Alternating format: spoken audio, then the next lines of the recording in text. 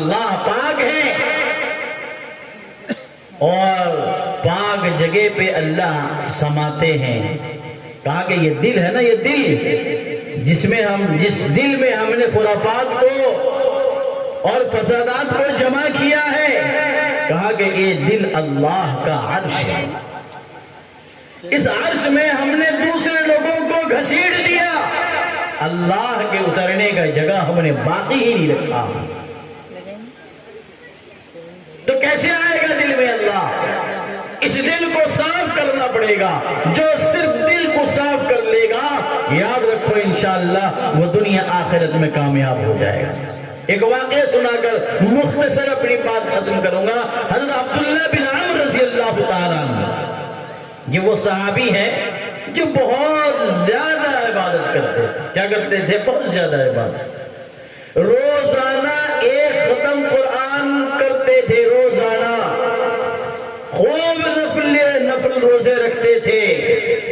ذکر و اذکار کی پابندیاں تھیں. ان کا مشہور تھا عبادت میں نام کہ تمام صحابہ میں عبادت میں عبداللہ بن عمر بہت آگے تھے. ان کی شادی ہوئی. جب شادی ہوئی تو پہلی رات ہے، عبداللہ بن عمر نے کہا کہ میں نماز پڑھ لوں. بیوی سے اجازت لی، پھر مصلی پہ کھڑے ہو گئے. اب انہوں نے جو نماز کی نیت باندھی تو دوستو بزرگوں، اب نماز میں اتنا دل لگ گیا کہ بھول گئے میری شادی ہوئی ہے. صبح ہو گئی. یہ شکایت اللہ کے رسول صلی اللہ علیہ وسلم تک پہنچی. پھر اللہ کے رسول صلی اللہ علیہ وسلم نے ان کے عبادات میں قید و بند لگایا.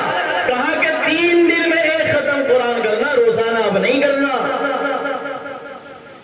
اور نفل روزے جو ہے اس کو بھی ترک کر کے رکھنا، متواتر نہیں رکھنا.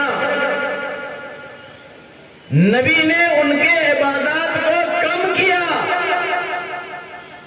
ان کے عبادات کو کم کیا. اتنے عبادت گزار تھے وہ. تو دوستو بزرگوں، وہ عبداللہ بن عمر ہیں. مسجد نبوی میں دیگر صحابہ حضرت سیدنا ابو بکر صدیق رضی اللہ تعالیٰ عنہ اللہ کے رسول صلی اللہ علیہ وسلم کے دائیں جانب بیٹھے ہیں، عمر بائیں جانب بیٹھے ہیں، عثمان بھی سامنے بیٹھے ہیں، حضرت علی بھی آس پاس بیٹھے ہوئے ہیں، حضرت عبداللہ بھی موجود ہیں، حضرت ابو ہریرہ بھی موجود ہیں. دوستو بزرگوں، عبداللہ ابن مسعود بھی موجود ہیں، دیگر اصحاب بھی موجود ہیں، عبداللہ بن عمر بھی وہاں موجود ہیں. آقا نامدار امام الحرمین رسول الثقلین ابن الزبیحین حضور محمد رسول اللہ صلی اللہ علیہ وسلم کی زبان مبارک سے ایک بات نکلتی ہے. آقا فرماتے ہیں اے میرے صحابہ، ابھی جس کو دیکھنا ہو جنتی، اس دروازے سے ایک بندہ آئے گا، میرا ایک صحابی آئے گا. جسے جنتی دیکھنا ہو اسی دروازے سے وہ بندہ آئے گا، دیکھ لینا وہی جنتی ہوگا. تو تمام صحابہ متوجہ ہوئے. دیکھا اسی دروازے سے ایک صحابی آئے، بہت سادہ سلیس لباس ہے، وضو کیے تو داڑھی سے پانی ٹپک رہا ہے. بغل میں کیا ہے؟ جوتا یا چپل جو ہے اس کو دبائے ہوا آئے، اللہ کے رسول کی مجلس میں بیٹھے اور باتیں سنی اللہ کے نبی کی، پھر اٹھے چل دیے. دوسرے دن بھی اسی طرح نبی نے اعلان فرمایا کہ اس دروازے سے جو آئے گا، جسے دیکھنا ہو جنتی وہ دیکھ لے، اسی دروازے سے وہ جنتی آئے گا. صحابہ دیکھے کہ وہی صحابی ہے جو پہلے دن تھا. تیسرے دن بھی اللہ آقا نے اعلان فرمایا، دیکھا وہی صحابی ہے. اب یہ عبداللہ بن عمر موجود تھے. انہوں نے سوچا میں اتنی عبادت کرتا ہوں لیکن آج تک مصطفیٰ کی زبان نے مجھے جنتی ہونے کا اعلان نہیں کیا. یہ بندہ آیا، تھوڑی دیر بیٹھا مجلس میں، پھر اٹھ کر چلا گیا اور نبی نے متواتر 3 دن تک اعلان فرمایا کہ یہ جنتی ہے. عبداللہ بن عمر اٹھتے ہیں، وہ صحابی کے پیچھے ہو جاتے ہیں، سلام کرتے ہیں، صحابی سے کہتے ہیں کہ میں تیرے گھر مہمان بن کے جانا چاہتا ہوں. وہ کہتے ہیں اہلاً وسہلاً مرحبا، ساتھ لے لیتے ہیں. گھر جاتے ہیں. دوستو بزرگوں، کھانے ہونے کا انتظام ہوتا ہے، کھانا پینا کھاتے ہیں، عشاء کا وقت ہوتا ہے. تو دوستو بزرگوں، یہ صحابی عبداللہ بستر لگاتے ہیں اللہم بسمک اموت و احیا سو جاتے ہیں۔ عبداللہ بن عمرو سوچتے ہیں کہ کیسا بندہ ہے، کوئی عمل تو ایسا نہیں ہے، میں تو عمل میں بہت آگے ہوں، یہ تو عشاء کی نماز پڑھا اور اللہم بسمک اموت و احیا سو گیا۔ دوست بزرگوں اسی سوچ میں تھے کہ دوست بزرگوں صبح ہوئی، پھر ان کی آنکھ کھلی، مسجد گئے، انہوں نے نماز پڑھی اور نماز پڑھ کے آ گئے تو عبداللہ بن عمرو نے سوال کیا، اے میرے بھائی بتلا کون سا ایسا عمل کرتا ہے کہ مصطفیٰ کی زبان نے تجھے جنتی ہونے کا اعلان کیا؟ کون سوال کر رہا ہے؟ جو صحابہ میں سب سے زیادہ عمل کرنے والے تھے وہ سوال کر رہے ہیں، جو روزانہ ختم قرآن کرنے والے تھے وہ سوال کر رہے ہیں۔ وہ صحابی رسول صلی اللہ علیہ وسلم فرماتے ہیں، اے میرے بھائی میرا کوئی عمل اتنا عمدہ نہیں ہے، میرا عمل بہت مختصر ہے، ایک عمل ہے۔ کیا ہے؟ ایک عمل ہے میرے پاس۔ کہا کہ وہ کون سا عمل ہے؟ کہا کہ میرے دل میں کسی کی طرف سے کوئی برائی نہیں ہے۔ اور میں آپ کو بتلاتا ہوں، میں اپنا آزمایا ہوا بات بتلاتا ہوں، دل کو صاف کر لو اللہ نواز دے گا، دنیا بھی نوازے گا، آخرت میں بھی اللہ نوازے گا، تمہاری بگڑی بن جائے گی، تمہارا گھر بن جائے گا، سب کچھ بن جائے گا۔ دوستو میں ممبر، یہ ممبر وہ ہے کہ دوستو بزرگوں جس کو اللہ کے نبی صلی اللہ علیہ وسلم دوستو بزرگوں فرماتے ہیں کہ مغفرت والی مجلس ہے، اور اس ممبر سے بڑے بڑے علماء بولتے ہیں، اتقیاء اصفیاء بولتے ہیں۔ میں دوستو بزرگوں آپ کو اسی ممبر سے کہہ رہا ہوں، اسی محفل اور مجلس میں کہہ رہا ہوں کہ اگر کوئی دشمن بھی ہے میرا، میں جانتا ہوں مجھے گالی دیتا ہے، لیکن جب اس کی دکان سے گزرتا ہوں کہتا ہوں اللہ اس کی دکان میں برکت عطا کر۔ مجھے پتا ہے کہ بازار میں یہ میری برائی کر کے گیا ہے، کہنے والوں نے پورے تحقیق کے ساتھ مجھے کہا کہ فلاں بندہ آپ کی برائی کر رہا ہے، اللہ کو گواہ رکھتے ہوئے میں کہتا ہوں، میں پہلے دعا کرتا ہوں یا اللہ اس کو ہدایت عطا فرمائے۔ ہم جس کے مکلف ہیں اس سے دل کی صفائی ہوگی، اور دل کی صفائی ہوگی، جو دوسروں کے لیے دعا کرے گا اللہ اس کی دعا کو قبول کرے گا۔ یہ بات بھی ہے، سنو، شاعر کہتا ہے وہ لوگ جن کی دعائیں قبول ہوتی ہیں، وہ لوگ جن کی دعائیں قبول ہوتی ہیں، جو دوسروں کے لیے بھی دعائیں مانگتے ہیں، جو دوسروں کے لیے دعا مانگے گا۔ اب بتاؤ، میں نے آپ کے لیے دعا کی، اللہ آپ کو نوازی بنا دے، اللہ آپ کو حاجی بنا دے، اللہ آپ کو مالدار بنا دے، اللہ آپ کو جاندار بنا دے، اللہ آپ کو دیندار بنا دے، اللہ آپ کو ایمان والا، کامل ایمان والا بنا دے۔ اب میں بہت گندا، اللہ کا بندہ بڑا گندا، میں نے دعا کی اللہ آپ کو نمازی بنائے۔ حدیث میں اللہ کے رسول صلی اللہ علیہ وسلم نے فرمایا ایک فرشتہ اللہ کی طرف سے متعین ہوتا ہے جو دعا دینے والے کے حق میں دعا کرتا ہے۔ اب میں دعا کیا گندا، لیکن جو فرشتہ ہے وہ نوری مخلوق ہے، اس نے کبھی گناہ کیا ہی نہیں ہے، اللہ کی طرف سے متعین ہو کر کہتا ہے میں نے دعا دی اللہ آپ کو نمازی بنائے۔ فرشتہ کہتا ہے اللہ تجھ کو بھی نمازی بنائے۔ میں نے دعا دی اللہ آپ کو ایمان والا بنائے۔ فرشتہ کہتا ہے اللہ تجھ کو بھی ایمان والا بنائے۔ میں نے دعا دی اللہ آپ کو دیندار بنائے۔ فرشتہ کہتا ہے اللہ تجھ کو بھی دیندار بنائے۔ تو بتاؤ دعا دینے سے فائدہ ہوا کہ نقصان ہوا؟ اس لیے اس وقت جو ہے اپنے دل کو صاف کرنا، یہ نہیں سوچنا کہ یہ تو میرا دشمن ہے، یہ تو میرا مخالف ہے، یہ تو میرا موافق نہیں ہے، میں کیوں دعا کروں اس کے لیے؟ نہیں، دل کو صاف کرنا اور صاف کر کے اس کے لیے دعا کرو گے۔ ہاں دوستو بزرگوں، اس کے حق میں تمہاری دعا قبول ہو یا نہ ہو، لیکن فرشتہ جب تمہارے حق میں دعا کرے گا تو اللہ ضرور قبول فرمائے، کریں گے انشاءاللہ۔ دوستو بزرگوں، یہ موضوع بہت لمبا موضوع ہے۔ اب حضرت مربی محترم مشفق محترم حضرت علامہ مولانا قاری محمد علی صاحب قاسمی محتمم جامعہ سراج العلوم سعد بٹیا تشریف لے آئے ہیں، اور شاعر اسلام کو بھی پھر ایک بار آپ کو سننا ہے، پھر انشاءاللہ حضرت کا مکمل مدلل خطاب ہوگا، اس کو بھی آپ حضرات سماعت فرمائیں گے۔ میں دو باتیں اخیر میں کہہ کر اپنی بات کو ختم کروں گا۔ ایک بات، میں نے حضرت کے یہاں جلسے میں گیا تھا، بہت بڑا پروگرام حضرت نے کیا تھا، تو ناچیز کو وہاں حضرت نے نعت پڑھنے کا حکم فرمایا تھا، تو میں نے جب نعت پڑھی تھی تو ایک بات میں نے وہاں کہی تھی، اس کا دوسرا ٹکڑا ہے دوستو بزرگوں، مجھے ہر جگہ کہتا ہوں کہ اگر دو جگہ کی حفاظت کوئی کر لے، ایک تو یہ کہ جو طالب علم اپنے اساتذہ کی قدر کر لے، جو طالب علم اپنے اساتذہ کی قدر کر لے، یاد رکھو اس کے علمی ترقی کو دنیا کا کوئی طاقت نہیں روک سکتا۔ آئے دن اللہ اس کے دین میں، اس کے علم میں اللہ اضافہ عطا فرمائے۔ اسی طرح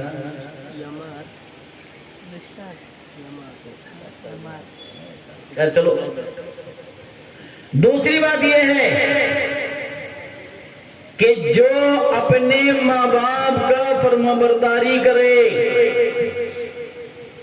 جو اپنے ماں باپ کا فرمانبرداری کرے اور ان کی خدمت کرے، ان کو راضی رکھے، تو دوستو بزرگوں اس کے مالی ترقی کو دنیا کا کوئی طاقت نہیں روک سکتا۔ آج جمعہ میں نے اپنے یہاں مسجد میں اسی موضوع پہ کچھ باتیں کی تھیں۔ ایک قاری صاحب کا انٹرویو والا واقعہ میں نے سنایا تھا اپنے مسجد میں آج جمعہ میں۔ میں نے کہا کہ قاری صاحب کا انٹرویو لے رہے تھے، اینکر لوگ موجود تھے، کسی نے سوال کیا کہ قاری صاحب آپ تو ملکوں کا سفر کرتے ہیں، اللہ نے آپ کو مال دیا، دولت دیا، ملکوں کا سفر کرتے ہیں، کچھ باتیں آپ بتلائیے۔ تو قاری صاحب نے فرمایا کہ میں نے ملکوں کا سفر کیا، بہت سارے ملکوں کا میں نے سفر کیا، لیکن میں نے کسی ایسے بندے کو نہیں دیکھا کہ جو والدین کا نافرمان بھی ہو اور امیر بھی ہو۔ نوجوانوں، یہ بات میں بڑی گہرائی ہے، اور یہ بات بالکل حقیقت ہے کہ ماں باپ بھی ناراض ہوں اور تو امیر بن جاؤ۔ قاری صاحب نے جو یہ بات کہی ہے دوستو بزرگوں، یہ بات جا کر اللہ کے رسول صلی اللہ علیہ وسلم کے فرمان سے ٹکراتا ہے، آقا کی باتوں سے ملتا جلتا ہے، آقا کی باتوں سے ملتا جلتا ہے۔ اس لیے کہ برکت والے روزی کا انتظام اللہ پاک اس شخص کے لیے کرتے ہیں کہ جو اپنے ماں باپ کا فرمانبردار ہوتا ہے، وفادار ہوتا ہے اور خدمت گزار ہوتا ہے۔ قرآن کے کتنے سخت الفاظ ہیں، اللہ کہتے ہیں اف لکما ولا تنہرہما وقل لہما قولا کریما، کہتے کہ اپنے ماں باپ کو اف تک نہ کہو۔ اور پتہ نہیں نوجوان تو ماں باپ کے ساتھ کیسا کیسا سلوک کرتے، کیسا کیسا برتاؤ کرتے۔ ماں باپ کے ساتھ برا سلوک کرو گے، انہیں ناراض کرو گے، یاد رکھو جو کمی ہوگی تو سو ہوگی، لیکن کبھی تم مالدار نہیں بن سکتے، یاد رکھو۔ اور اگر نوجوان تم چاہتے ہو کہ دنیا میں مجھے مالداری کا تمغہ ملے، میں مالدار بن جاؤں، تو یاد رکھو صرف ماں باپ کو خوش کر لو، انشاءاللہ تمہارے مالی ترقی کو دنیا کا کوئی طاقت نہیں روک سکتا۔ ایک واقعہ سنا دو. اب ابرار صاحب آئے تھے کہ دن اور اضافہ کر دی. ممکن ہے اس سے پہلے بھی آپ حضرات سنے ہوں, پھر سے سن لیجئے, بات تازہ ہو جائے گا. بنی اسرائیل میں 3-4 بھائی تھے, بٹوارا ہوا, بات بٹوارے کی آئی تو دوستو بزرگوں, چھوٹے بھائی کو اللہ نے بصیرت عطا فرمائی. میں اس کی مثال جب یہ واقعہ سناتا ہوں نا تو بصیرت کی مثال دیتا ہوں تاکہ بات سب کے سمجھ میں آ جائے. بصیرت کس چڑیا کا نام ہے؟ تربوز لانے سب جاتے ہیں, ہے کہ نہیں؟ اب سب گئے, یوسف بھائی بھی گئے, تجربہ کار آدمی ہیں. انہوں نے تربوز والے سے کہا کہ مجھے تربوز چاہیے, اور یوں پکڑا, تربوز اٹھایا اور ایسے انگلی سے بجایا, ایسے دبایا اور ایسے ہلایا, سیدھا گھر لے آئے اور کاٹے تو بالکل لال نکلا. اب اسی جگہ میں گیا, میں نے کہا تربوز والے سے کہ بھائی ایک تربوز دو لیکن کاٹ کے دکھاؤ, لال ہونا چاہیے. اب وہ تربوز کو چھری سے دبا کے کاٹتا ہے, پھر نکال کے اس کا خوشہ دکھلاتا ہے کہ دیکھیے قاری صاحب لال ہے. میں نے کہا ہاں لال ہے, تو دو. یوسف بھائی کو اس معاملے میں بصیرت تھی, اٹھائے لائے, جتنا لال میرا نکلا اتنا ہی ان کا نکلا, لیکن میں دیکھ کے لایا, وہ پھر دیکھ کے لائے.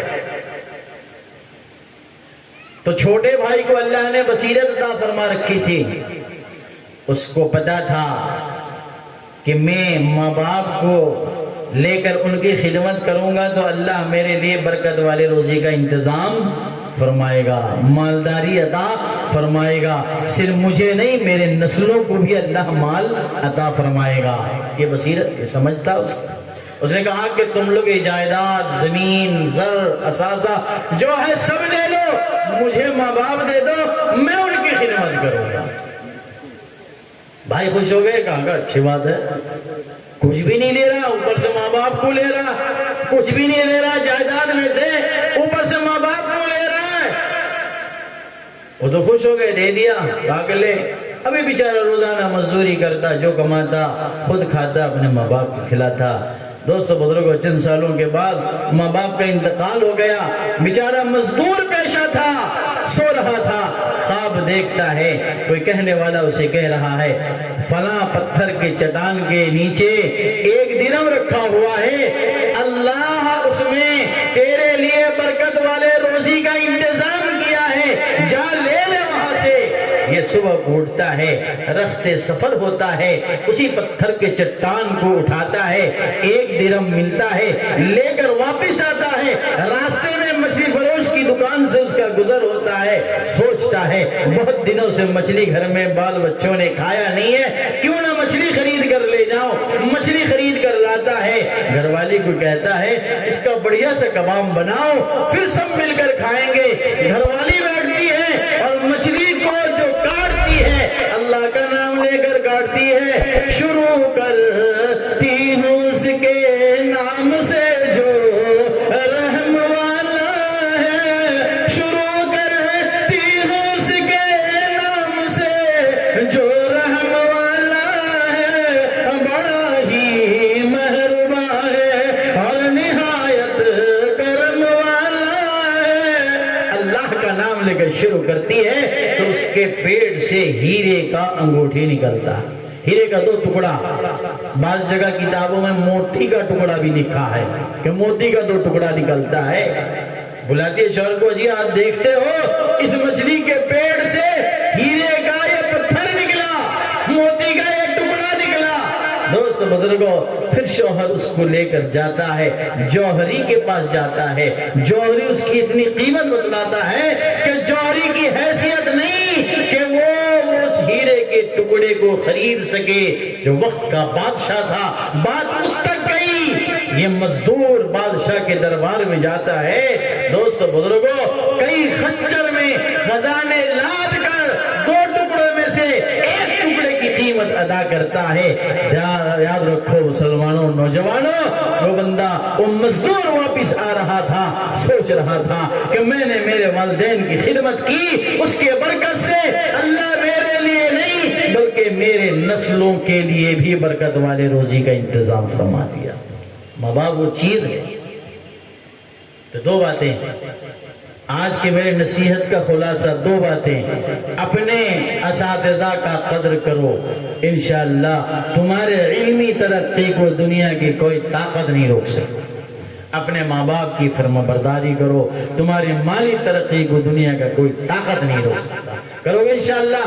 اللہ تبارک و تعالیٰ سے دعا ہے جتنی باتیں کہیں گئیں سنی گئیں اور میرے بعد پھر سنیں گے، اللہ سب باتوں پر عمل کی توفیق عطا فرمائے۔ وآخر دعوانا ان الحمدللہ رب العالمین۔ السلام علیکم ورحمۃ اللہ وبرکاتہ۔